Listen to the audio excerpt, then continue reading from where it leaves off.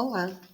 Esse vídeo se trata de uma apresentação de um mapa conceitual feito para a finalização da disciplina Problemáticas da Educação Física Escolar para o Programa de Mestrado Profissional PROF, da Unesp de Rio Claro. Meu nome é Nayara Abreu Santos Zério e hoje eu vou apresentar para vocês um mapa conceitual que eu elaborei.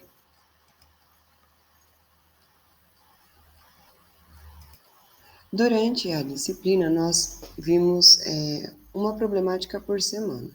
Aqui nesse mapa conceitual estão elencadas todas as problemáticas que a gente viu e a gente vai falar um pouquinho sobre cada uma delas. A primeira problemática que a gente estudou foi o abandono do trabalho docente ou desinvestimento pedagógico. Durante essa disciplina, nós discutimos 3 categorias de profissionais na área da educação física. O primeiro é o profissional que tem a abordagem tradicional, que é aquela esportivista. O segundo é o profissional com as práticas inovadoras, que são práticas mais com novas abordagens inclusivas e de formação integral. E a prática estudada foi a prática do abandono do trabalho docente, ou professor rola bola. O texto estudado ele sugere 4 categorias que podem justificar tanto o professor que tem o abandono do trabalho docente, quanto o professor que tem práticas inovadoras, a depender do profissional. A primeira categoria que é sugerida pelo autor é o processo de transformação da área. Aqui nós percebemos que a educação física passou por um grande processo de transformação da prática por si mesma, para elementos mais conceituais e abordagens novas. Essa categoria pode vir causar o abandono do trabalho docente por parte principalmente dos profissionais mais velhos, mais experientes, que veem a sua formação negada.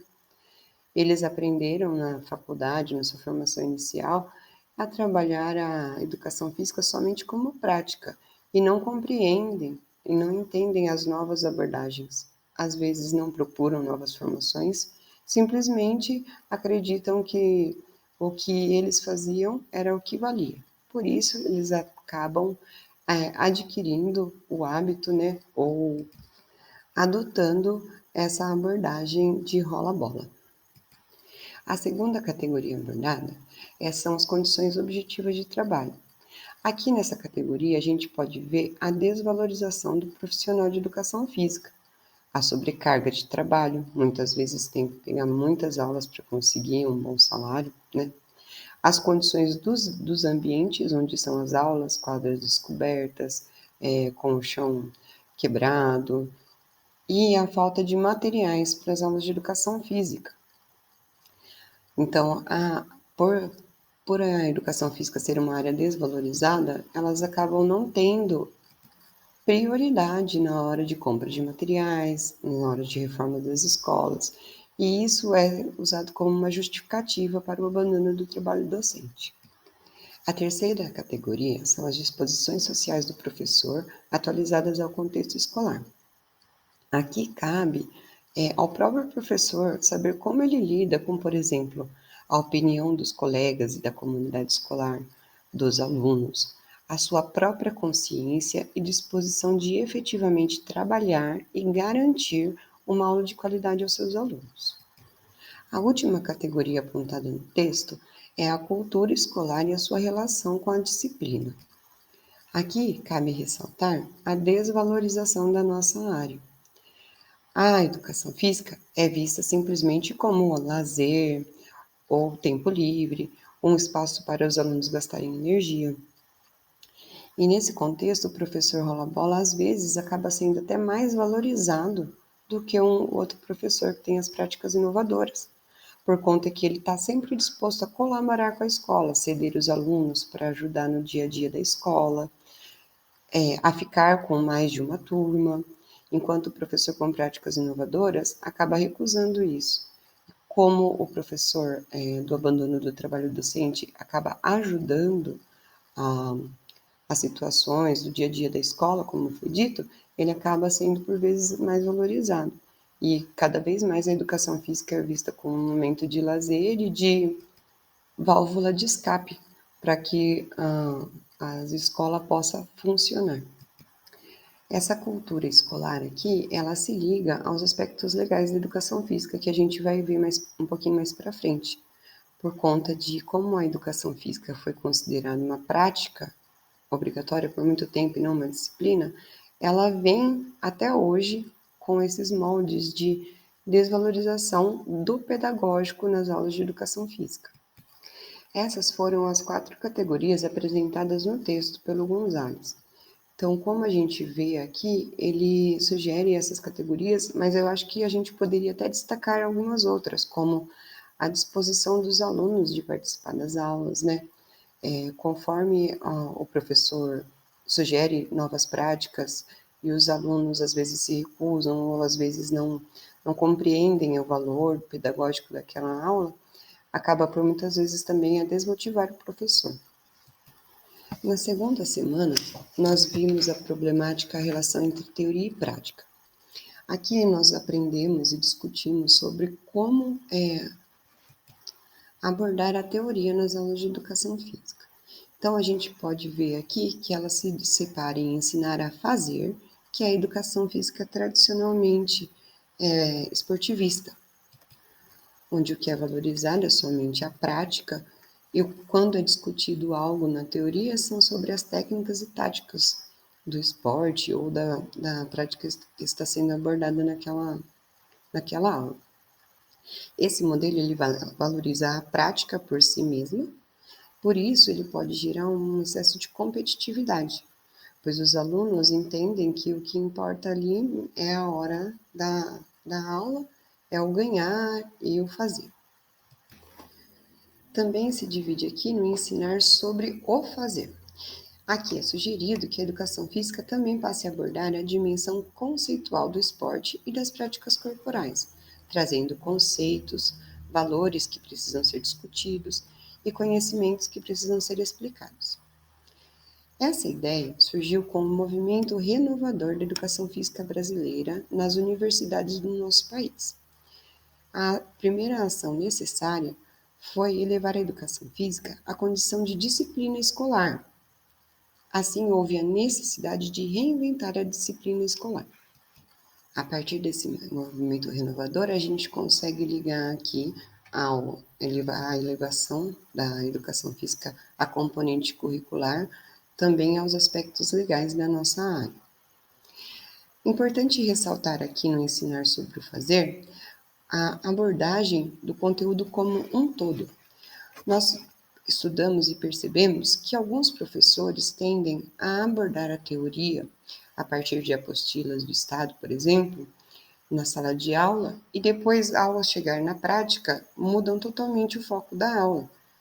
Então, por exemplo, eles podem abordar um tipo de determinado de esporte na teoria e, quando chegar na prática, voltar às práticas tradicionais dos 4 esportes.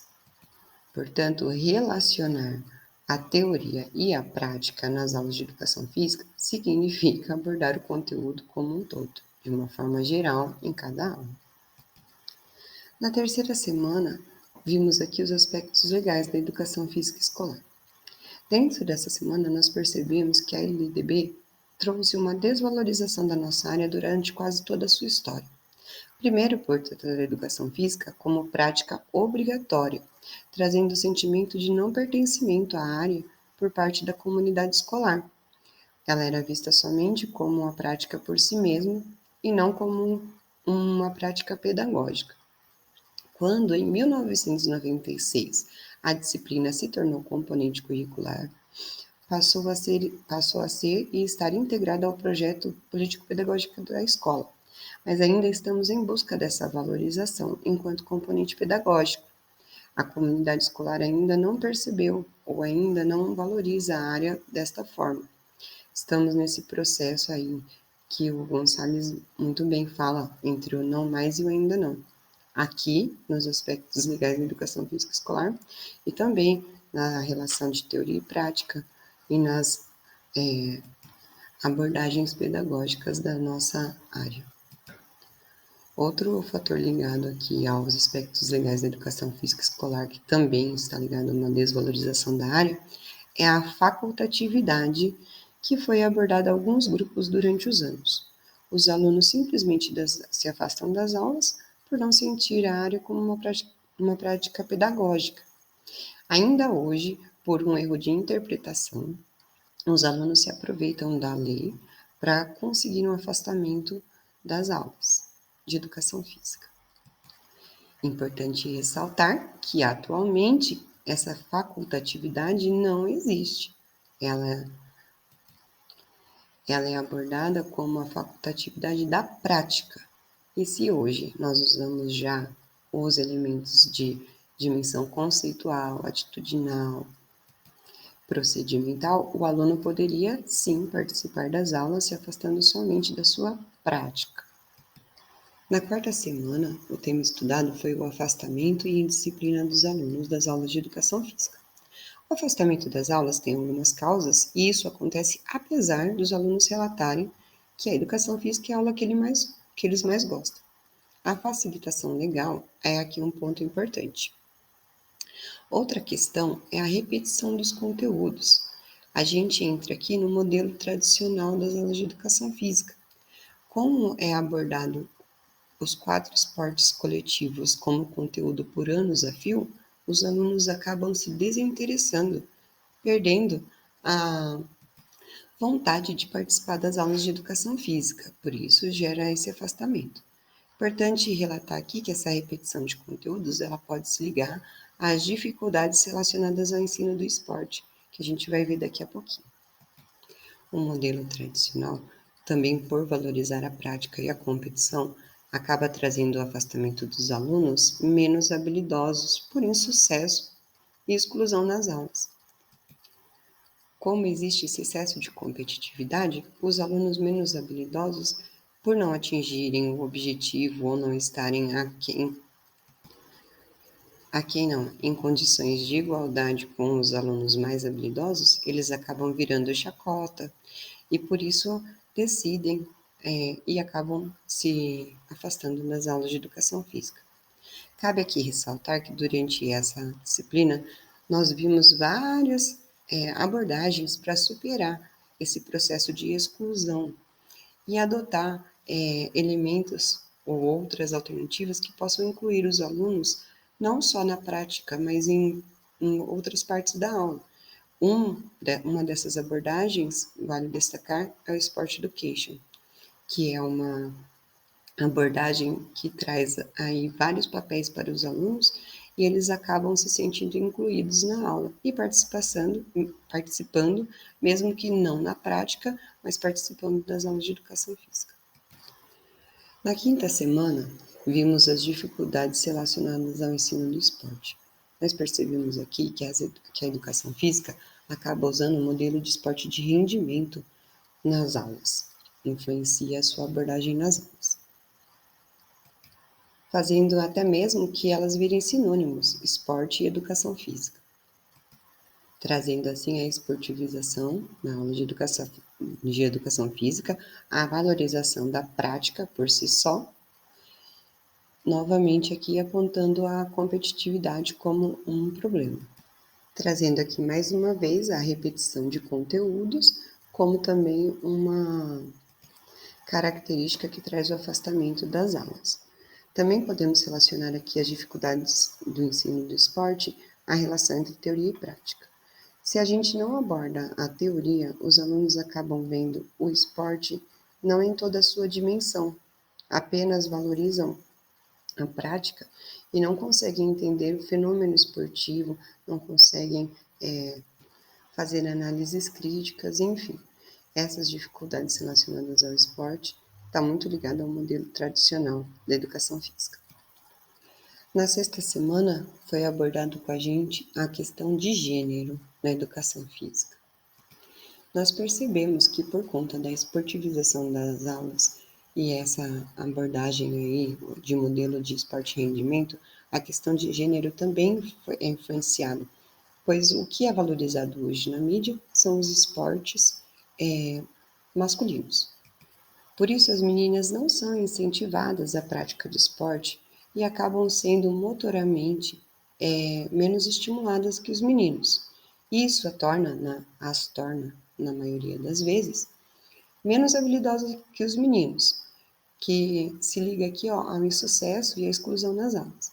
Como elas não são tão estimuladas, elas participam menos das aulas. Por participar menos das aulas, elas não são tão estimuladas. Então, vira aqui um ciclo vicioso.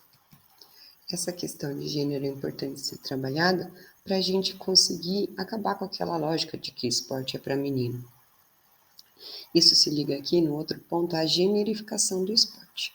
Essa generificação se baseia exatamente nessas máximas, e de que há esportes para meninos e esportes para as meninas. Isso pode trazer um grande problema quando um menino quer praticar um esporte tido como tradicionalmente feminino, ele pode virar chacota, e isso pode acabar excluindo ele da aula e gerando outros grandes fatores como exclusão, bullying, enfim. O mesmo também acontece quando uma menina quer praticar um esporte tradicionalmente masculino. Para superar esses conceitos, nós devemos trazer aqui a relação teoria e prática nas aulas, abordar com os alunos, né, a história dos esportes, o porquê que em alguns lugares o esporte é tido como masculino e outros como feminino, como acontece, por exemplo, com o futebol, e trazer esse senso crítico para os alunos, que eles entendam que o esporte é direito de todos. Para finalizar, nós percebemos que essas problemáticas estão relacionadas em algum ponto. O que é preocupante é que a maioria delas pode levar ao afastamento dos alunos das aulas de educação física. Essa foi uma conclusão apontada aqui pelo nosso mapa conceitual. Sendo assim, acaba sendo negado aos alunos o direito à educação e a prática corporal.